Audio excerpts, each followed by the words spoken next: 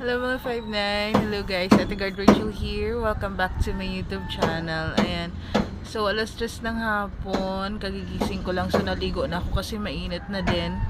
Tapos, narinig yun naman yung mga nagpupukpok. So, hindi na ako makatulog. Panggabi pa rin ako guys. So, magja-jogging-jogging na lang muna ako siguro sa BGC bago pumasok. Ayan. So, matatapos na yung gym ko ngayong first week of March. So, wala na akong pambayad. Kawawa. Ayan. So, mag-jogging na lang ako. Tapos, yun. So, follow kayo guys sa aking YouTube channel. I love you. Take care. Ingat kayo guys sa duty.